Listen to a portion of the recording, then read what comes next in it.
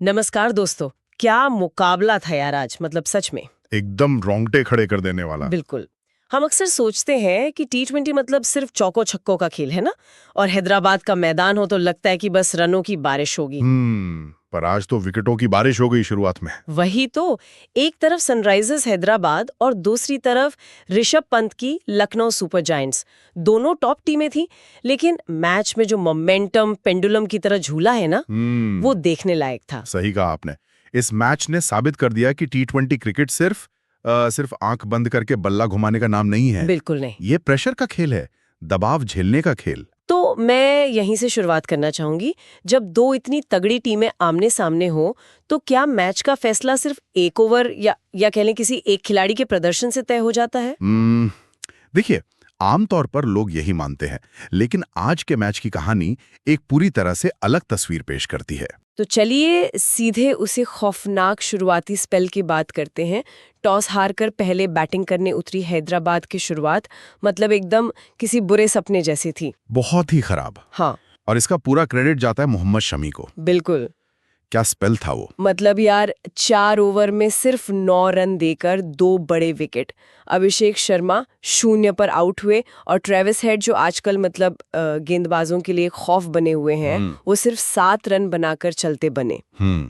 देखते देखते score 26 run पर 4 विकेट हो गया। वही ना, मतलब ऐसा लगा जैसे कोई गाड़ी रेस शुरू होते ही उसका इंजन ही बंद हो गया हो। राजीव गांधी इंटरनेशनल स्टेडियम में एकदम पिन ड्रॉप साइलेंस था। सन्नाटा छा गया था डगआउट में। हाँ, तो मैं ये समझना चाह रही थी कि अचानक ऐसा क्या हो गया। मतलब इतने आक्रामक ओपनर्स के खिलाफ शमी की ये कामयाबी, क्या ये सिर्फ पिच की मदद थी या शमी ने वो टेस्ट मैच वाली सटीक लाइन लेंथ का जादू चलाया? देखिए, मैं कहूंगा इसमें पिच से ज्यादा शमी के अनुशासन का हाथ था। इसमें कोई जादू नहीं था, प्योर बायोमैकेनिक्स और लाइन लेंथ का विज्ञान था। अच्छा। हाँ, अगर हम ट्रेविस हेड की बैटिंग तकनीक को देखें ना, तो उनका स्टांस काफी खुला हुआ होता है। वो फ्रंट लेग को जल्दी से हटाकर लेग साइड में एक बड़ा आर्क बनाते हैं।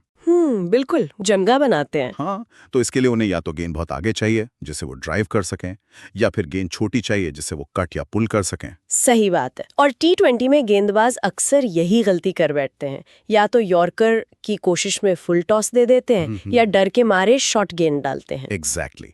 और हेड उसी का फायदा उठाते हैं। लेकिन शमी ने क्या किया, उन्होंने वो टप्पा पकड़ा जिसे हम टॉप ऑफ स्टंप कहते हैं। वो गुड लेंथ वाला एरिया। जी, ना ज्यादा आगे ना ज्यादा पीछे। अब होता क्या है ना, जब गेंद उस खास टप्पे पर गिरती है तो बल्लेबाज के दिमाग में एक हेजिटेशन आ जाती है। एक हिचकिचाहट, मतलब कि आगे आऊं या पीछे जाऊं। बिल्कुल, हेड का वेट ट्रांसफर बीच में ही अटक गया। और शमी की सीम पोजीशन मतलब दुनिया में सबसे बेहतरीन मानी जाती है। इसमें तो कोई शक नहीं है। जब गेंद एकदम सीधी सीम पर गिरती है तो वो पिच से थोड़ी हरकत करती है। उस फ्रैक्शन ऑफ अ सेकंड में गेंद ने हल्की सी मूवमेंट ली और हेड का वो तेज बैट स्विंग ही उनकी सबसे बड़ी कमजोरी बन गया। वाह, मतलब शमी ने उन्हें सोचने के लिए मजबूर कर दिया। और टी20 में बल्लेबाज सोचना तो चाहता ही नहीं है, वो बस रिएक्ट करना चाहता है। बिल्कुल सही बात है। और शमी ने टी20 की उस मॉडर्न धारणा को भी पूरी तरह से नकार दिया कि आपको हर गेंद पर कुछ अलग करना है। हाँ, वेरिएशन डालनी है, स्लोअर बाउंसर डालना है। हाँ, उन्होंने बस वो टेस्ट मैच वाली निरंतरता दिखाई। 24 में से लगभग 20 गेंदें एक ही टप्पे पर। जब आपको 140 की रफ्तार से गेंद एक ही जगह पर बार बार मिलती है ना, तो अच्छे से अच्छा बल्लेबाज गलती कर बैठता है। और उसी स्पेल का नतीजा था वो 26 रन पर 4 विकेट का स्कोरबोर्ड। मतलब मैच पूरी तरह से लखनऊ की पकड़ में दिख रहा था। एक तरफा लग रहा था उस वक्त। हाँ, लेकिन दोस्तों, कहानी यहीं खत्म नहीं हुई। पिक्चर अभी बाकी थी। बिल्कुल। जब आधी टीम पवेलियन लौट चुकी थी, तब आए हेनरिक क्लासन और युवा स्टार नीतीश कुमार रेड्डी। इन दोनों ने मिलकर जो किया, वो एक डूबते हुए जहाज को तूफान से निकालकर किनारे लगाने जैसा था। बहुत ही शानदार साझेदारी थी वो। मतलब क्लासन ने बनाए 62 रन और नीतीश रेड्डी ने 56 रन। दोनों के बीच 116 रनों की जबरदस्त पार्टनरशिप हुई और स्कोर 156 तक पहुंच गया। हाँ, लेकिन यहाँ मेरा एक सवाल है आपसे। जब टीम 26 पर 4 हो, तो क्या ये आक्रामक रवैया अपनाना मतलब एक बहुत बड़ा रिस्क नहीं था? रिस्क तो था, बिल्कुल। अगर एक और विकेट गिर जाता तो क्या एसआरएच 100 रन भी बना पाती? क्या उन्हें थोड़ा डिफेंसिव नहीं खेलना चाहिए था? सुनने में ये लॉजिकल लगता है कि विकेट बचा लो, लेकिन आधुनिक टी20 थ्योरी अब इस लॉजिक को गलत मानती है। अच्छा, वो कैसे? देखिए, अगर आप 26 पर 4 होने के बाद सिर्फ विकेट बचाने के मोड में चले जाते हैं तो आप विपक्षी कप्तान का काम आसान कर रहे हैं। मतलब फील्डर्स पास आ जाएंगे। बिल्कुल। केएल राहुल तुरंत एक स्लिप लगा देते, सारे फील्डर्स को सर्कल के अंदर बुला देते। फिर क्या होता, डॉट बॉल्स का दबाव इतना बढ़ जाता कि 12वें या 13वें ओवर में कोई ना कोई बल्लेबाज फ्रस्ट्रेट होकर खराब शॉट खेल ही देता। सही बात है। फिर तो स्कोर वही 110 या 115 पर रुक जाता। और उस मैदान पर 115 रन मतलब हार की पक्की गारंटी।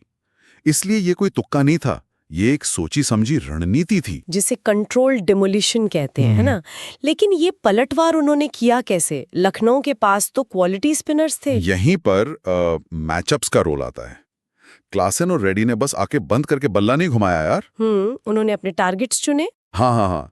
क्लासन दुनिया के उन गिने चुने बल्लेबाजों में से हैं जो स्पिन को बहुत गहराई से खेलते हैं। जब स्पिनर्स आए तो क्लासन स्टंप्स के एकदम करीब जाकर खड़े हो गए। अच्छा, ताकि उन्हें गेंद देखने का एक्स्ट्रा टाइम मिल जाए। बिल्कुल, क्रीज की गहराई का इस्तेमाल किया। जैसे ही स्पिनर ने अपनी लेंथ थोड़ी सी भी पीछे खींची, क्लासन ने उसे मिड विकेट के ऊपर से मार दिया। वाओ! और इस दौरान नीतीश रेड्डी क्या कर रहे थे? उनका रोल क्या सिर्फ क्लासन को स्ट्राइक देना था? नहीं, यही तो इस पार्टनरशिप की सबसे बड़ी खूबी थी।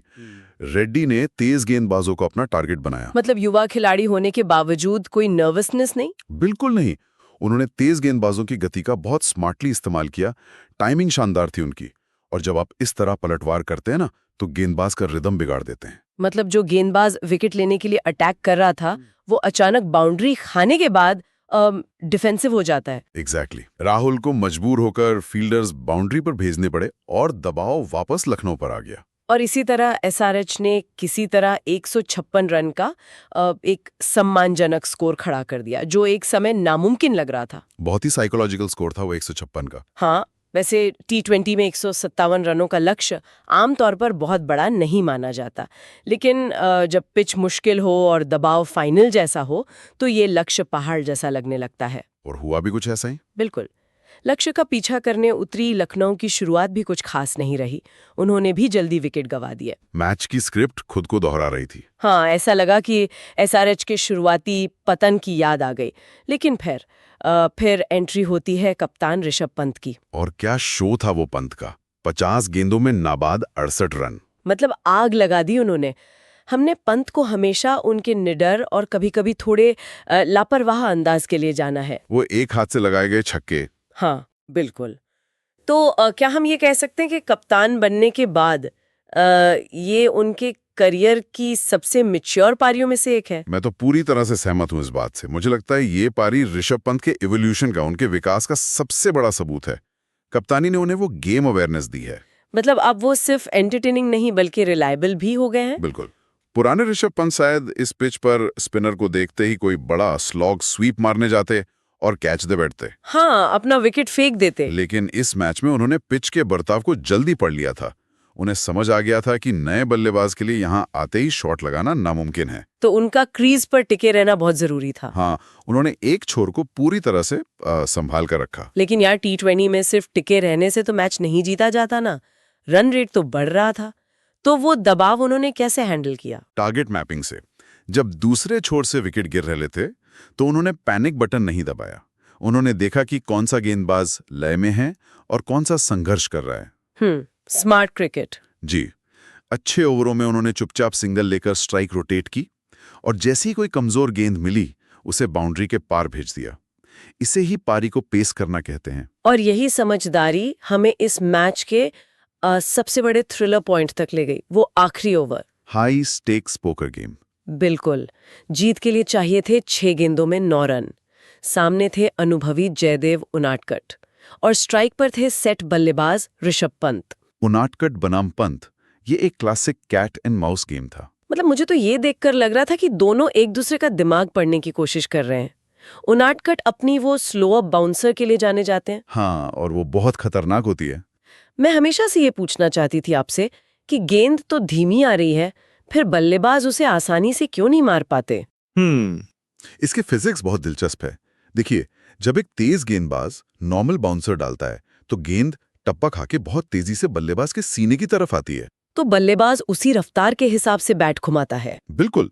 लेकिन उनादकट जब स्लोअर बाउंसर डालते हैं ना, तो वो रिलीज के वक्त अपनी उंगलियों को गेंद की सीम पर जोर से फेर देते हैं। जिससे गेंद हवा में ही अपनी रफ्तार खो देती है। एग्जैक्टली। और टप्पा खाने के बाद गेंद बैट तक पहुंचने में ज्यादा समय लेती है। बल्लेबाज का बैट स्विंग पहले ही पूरा हो चुका होता है और गेंद बाद में आकर बल्ले के ऊपरी हिस्से पर लगती है। ओह, और एक आसान सा कैच खड़ा हो जाता है। उनादकट का पूरा गेम प्लान इसी धोखे पर टिका होता है। तो फिर पंत ने इस जाल को कैसे तोड़ा? मतलब उनादकट का प्लान तो सेट था कि वो ऑफ स्टंप के बहुत बाहर गेंद रखेंगे। फिर पंत ने वो लगातार 3 चौके कैसे जड़ दिए? पंत ने उनादकट के दिमाग के साथ खेला। उन्होंने उनकी स्पेशल अवेयरनेस पर वार किया। मतलब थोड़ा आसान भाषा में समझाइए। देखिए, जब एक गेंदबाज दौड़ता हुआ आता है तो उसके दिमाग में स्टंप्स की एक फिक्स पोजीशन होती है। हाँ, रडार सेट होता है उसका। लेकिन पंत क्रीज में एक जगह खड़े नहीं रहे यार।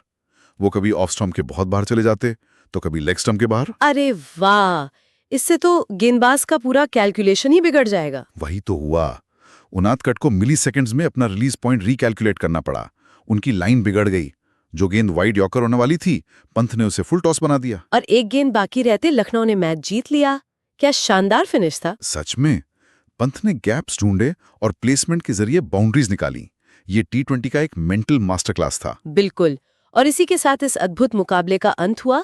लेकिन एक और दिलचस्प बात जो मैच के बाद हुई वो था प्लेयर ऑफ द मैच का अवार्ड मोहम्मद शमी को मिला, हारने वाली टीम के खिलाड़ी को। जो कि बहुत ही रिफ्रेशिंग है, क्योंकि अक्सर T20 में हम देखते हैं कि बल्लेबाजों के छक्कों के शोर में गेंदबाजों की मेहनत कहीं छिप जाती है। सही बात है। शमी का वो स्पेल 4 ओवर 9 रन 2 विकेट भले जीतने दिला पाया, लेकिन उसी ने मैच का पूरा कैरेक्टर सेट किया था। बिल्कुल। अगर शमी वो टॉप ऑर्डर को नहीं ढाते तो ना हमें वो क्लासन वाली जो जारू पारी देखने को मिलती और ना ही पंत का मास्टर क्लास चेज। हाँ, तो दोस्तों, इस शानदार मुकाबले का पूरा निचोड़ यही है कि क्रिकेट अनिश्चितताओं का खेल है। अब इस रोमांचक डीप डाइव को समाप्त करते हुए मैं आप लोगों के लिए कुछ सवाल छोड़कर जाना चाहती हूँ। सोचने वाले सवाल। हाँ, अब आप बताइए दोस्तों, क्या सनराइजर्स हैदराबाद की बैटिंग पूरी तरह से सिर्फ हेनरिक क्लासन पर डिपेंड हो गई है? अगर वो फ्लॉप होते हैं तो इस टीम का क्या होगा? ये एक बड़ा सवाल है उनके थिंक टैंक के लिए। बिल्कुल। और दूसरा सवाल, पंत की इस मैच जिताऊ पारी को आप 10 में से कितने नंबर देंगे? मैं तो 9.5 दूंगा भाई। हाँ, आप लोग भी कमेंट में जरूर बताएं कि आपकी क्या राय है। और वीडियो पसंद आए तो लाइक जरूर करें। हाँ, और चैनल को सब्सक्राइब करना बिल्कुल न भूलें। हम आगे भी ऐसे ही शानदार और मजेदार क्रिकेट विश्लेषण के साथ लौटेंगे। तब तक के लिए क्रिकेट एंजॉय करते रहिए। धन्यवाद दोस्तों, बाय बाय।